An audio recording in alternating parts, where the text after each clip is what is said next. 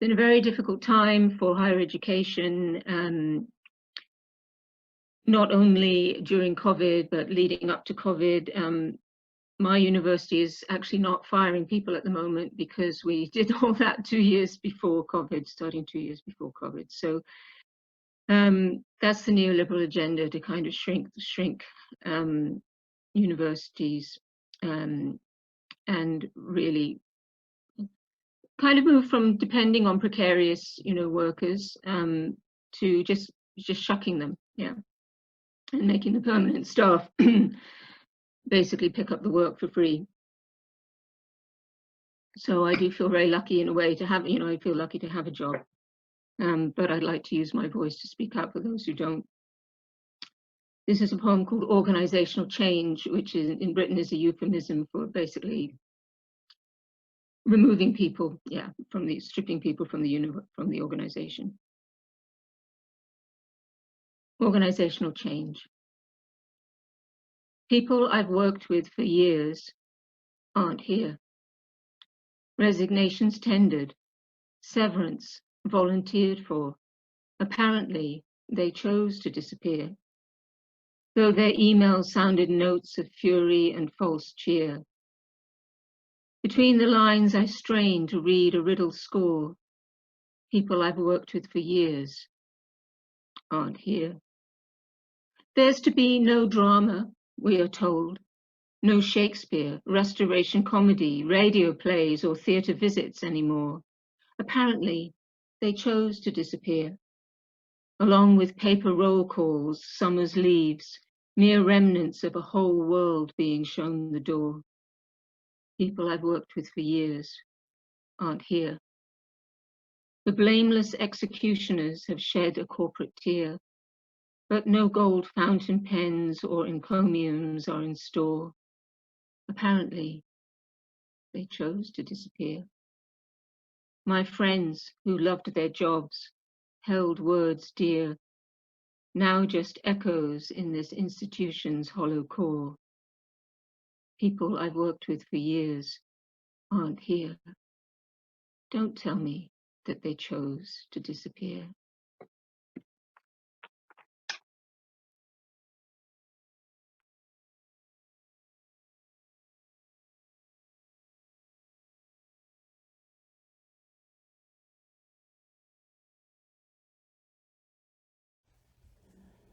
This poem is about the Palestinian diaspora from 15th of May 1948 to June 6, 1967.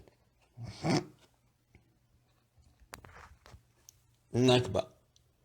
I told this story so many versions that sometimes I forget how it all started an eternity away. Mother narrated the middle. I read the start. Father refrained from talking. I keep dwelling on the past while I should build the future. The problem is, every time I build a nest, Zion keeps destroying it. It all started a simple way. An innocent child growing in a sleepy town, Jericho. I still remember the mint tea. I still smell the rain evaporating.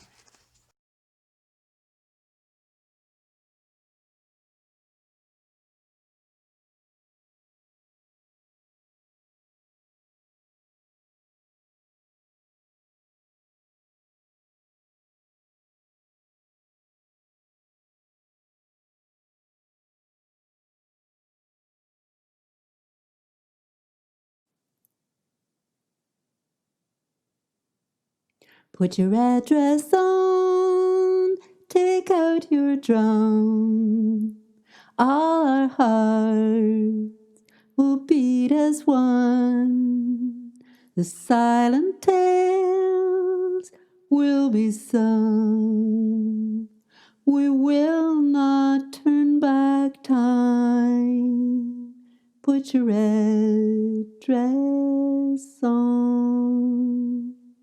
Put your brown dress on. Roll up your sleeves. In distant fields and factories, high and still towers, down on your knees to feed the ones you love. Put your brown dress on. Put your blue dress on. Heave a sigh to the ocean's constant fury as we give life. See it take flight in a never-ending way. Put your blue dress on. Put your green dress on. Run among the trees. Sweet fragrance of the air we breathe. And if they fall, we'll hear them wail. Our roots are all entwined. Put your green dress on. Put your black dress on.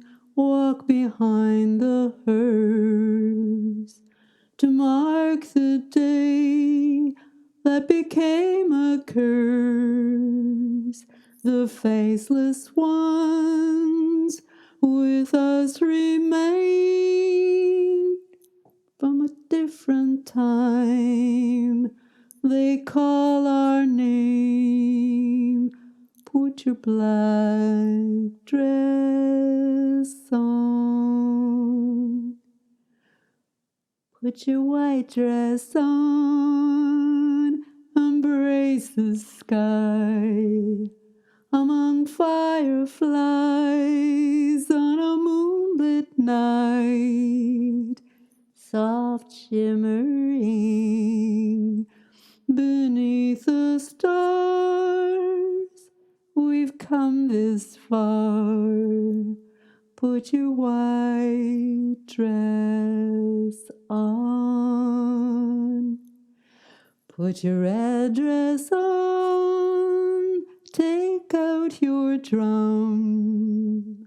All our hearts beat as one. The silent tales will be sung. We will not turn back time. Put your red dress on. Put your red dress on.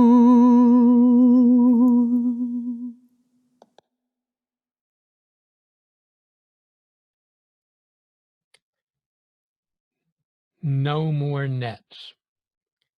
As grim-jawed senators ambled along the Potomac River, chatting about how to transfer tax cash and pollution permits to their favored few, grimy water splattered their jaws as giant messages splashed from the dirty depths. 3,000 sharks and countless refugees from tuna cans swam past, their fins bearing electric eels aloft, whose neon colors flashed, "No more warming, no more fertilizers or bullshit from farms or politicians' mouths, and no more nets to swell your net worth." The politicians' jaws gaped wide as sharks before they recalled their higher values and called up some gunboats to shoot fresh fish for lunch.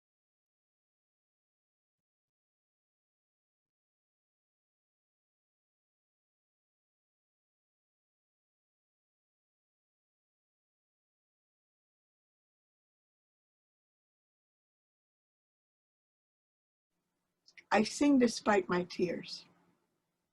No matter why or what about, the shame in Abu Ghraib or that of Auschwitz, and all the children with their bloated, hungry deaths, in darkest moments when despair seems to engulf known universe, and all the news not fit to print decry man's outrage, still somewhere a song is born, a dirge at times, an elegy most days for flower or tree, for life needlessly shed in endless pattern of despair and ruthlessness.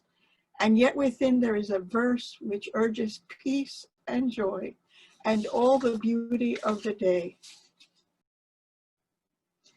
Make America great again, a nation founded on genocide, destroying all inhabitants in the name of God and country.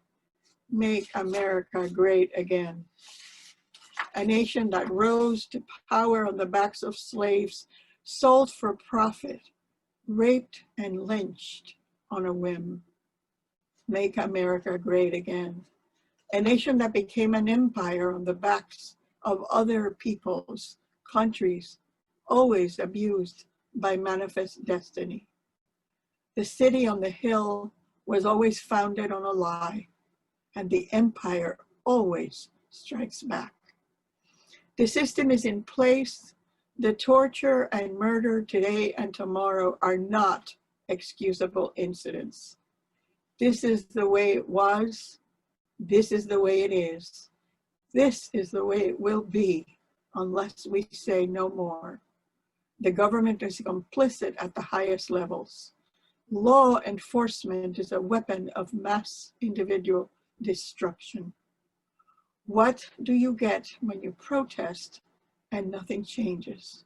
You say no more. You say never again. You burn the dirty structure down.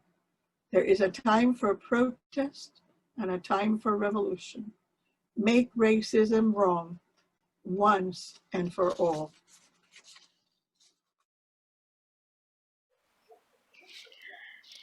I'm Catherine Beeman from Montreal. I consider myself a waress.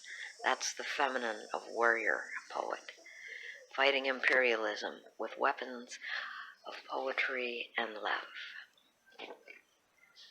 On being revolutionary. I am so pleased by simple things. Hot water in the morning, beer for lunch, your skin on mine, the last moments of sleep, not sleep. One person's answer to another's question. Is it not enough for the struggle? These small pleasures? Poetry for Charles Roach, revolutionary black Toronto lawyer, one of the organizers of the first festivals of poetry of resistance. Poetry may be to stand forth, stand firm, shoot from the hip, fire shots heard round the world. Poetry may be to hold back the Yankee fist, trip up the Yankee boot, wrestle empire to the ground, pin its arms behind its back, hold it in a headlock until it stopped, dead in its tracks. Poetry may be to imperil imperialism.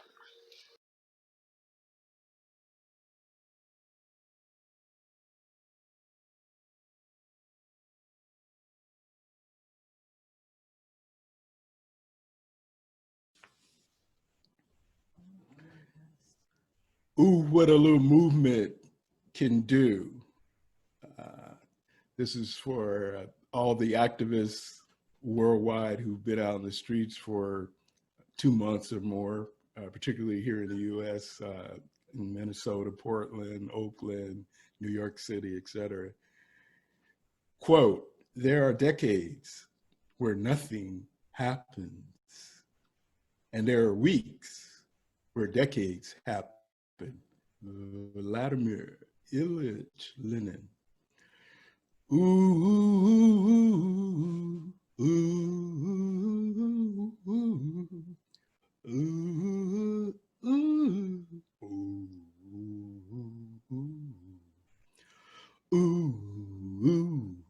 Ooh, what a little movement can do for you. Ooh, ooh, ooh, what a little movement can do for you. U.S. killer cops are being fired and arrested because worldwide, mighty tens of millions protested, quick, fast, and in a hurry out of desperation. The Dems are writing reams of toothless legislation. Legislation's piling up like pearly bales of cotton. And everyone's mouthing, capitalism's rotten. Bought and paid for ones, Don Kente, taking bended knees. They're even down doing splits, begging, baby, please, please. Ooh, ooh, what a little movement can do for you. Ooh, ooh, ooh, what a little movement can do for you. Cop calling Karens, getting called out and fired. Uncle Ben and Aunt Jemima have finally retired. Slavery stars and bars got banned at NASCAR, and Euro drivers rallied behind the one black star. Glorious struggles gifting us time to cheer and brag. Mississippi even pulled down the slaver's rag. Suddenly, Confederate statues are tumbling down, and young Euros are speaking the most fluent John Brown. Ooh, ooh, ooh, what a little movement can do for you. Ooh, ooh, ooh, what a little movement can do for you. Rechristening parks, plazas, schools, streets at warp speed. Steeled elders mentor warrior youth for the lead. Staunch youth learning world change ain't a spectator sport.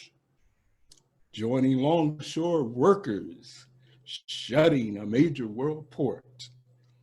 As Democratic Party preachers play the church mouse, not Yankees, Raiders, Warriors, the GOAT, LeBron. Time for sitting on the sidelines is long, long gone.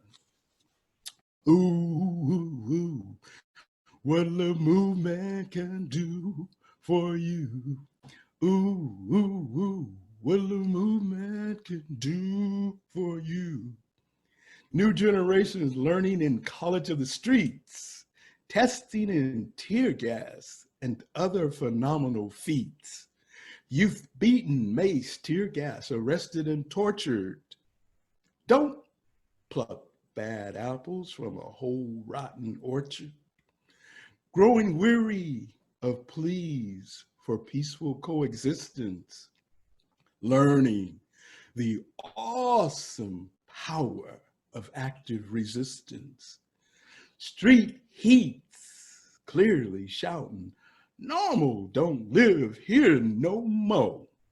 And now his whole fracking family has gotta go.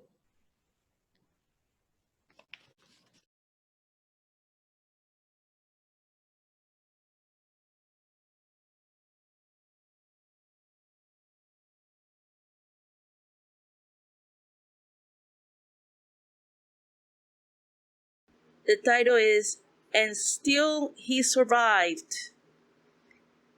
And the poem says, Boris Johnson, Prime Minister of England. Next poem. The title is Mental Illness. And the poem says, The Worst Pandemic. Next poem. The title is Her Mother Was from India. Her father Jamaican American, Kamala Harris. And the poem says, The Great White Hope.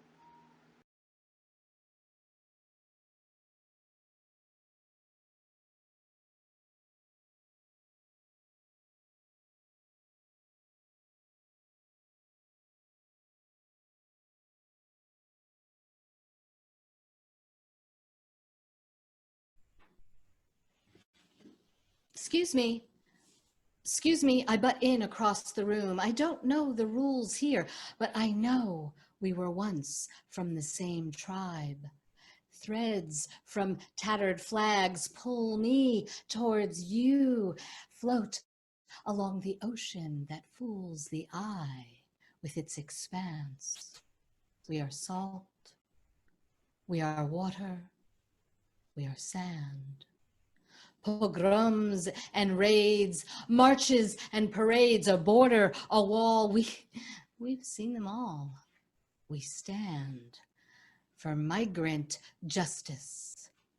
So toss ice on the rocks, their kinder transport and roadblocks. Families carry refugee heartache. No rules to follow, no laws to break, threads from tattered flags, grim tales stuffed in bags, holding your child's hand. We are salt, we are water, we are sand. No rules to follow, no laws to break, for now we woke and won't let go. We are the embrace, and to you, your generations, I am tethered. Somos unidos. Ale, I mention, we are salt, we are water, we are sand. We are one.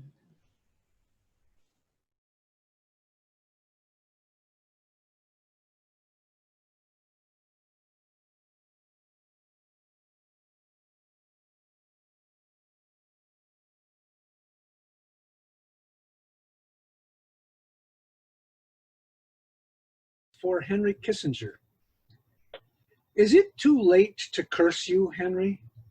Is it time to have the years obscure your crimes? Time to close that chapter, let bygones be gone, give it a rest, let it be? No, it is not too late, Henry, and thus begins our curse. Be it never too late. Be the voices you hear in your dotage, your victims' voices shouting, assassin, thief. Because you sat well-tailored in handsome offices and sent others out to prove your power. Because you wrote, with proper tactics, nuclear war need not be as destructive as it appears. Because you found white phosphorus a useful tool, and napalm a tolerable arm of diplomacy, and Agent Orange necessary to policy, and tiger cages. Because you didn't understand why we should allow a country to go communist on account of its own people's ignorance. Because you enjoyed the company of Pinochet, Marcos, Duvalier, Stroessner, Somoza, the Shah. Because you regretted Laos and Cambodia, well, we should have found some other way of doing it. Because you killed Allende and shattered Neruda's heart as surely as if you had held the gun yourself. Because you accepted the Nobel Peace Prize, because in the mirror you see a god, Hermes, Loki. Because you have a mind for deciding life and death, and think it pure injustice of history that you're not still doing it. May the insects refuse to touch you. May the worms spit you back. May you never know decay's comfort and rest. Let the voices follow you always. Let the burning children run toward you forever, clasping you in their flaming arms. Let your eternal waiting room be the stadium in Santiago, filled with silent prisoners filing past.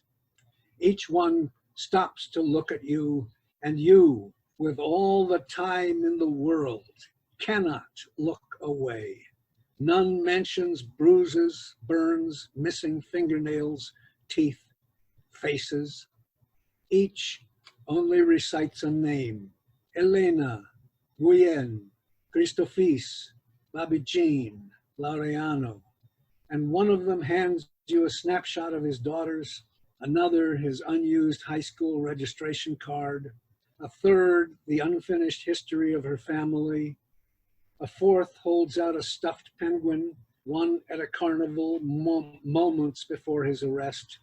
The next carries nothing, having no hands, gives you only her look, and whispers a poem a hymn to the wind.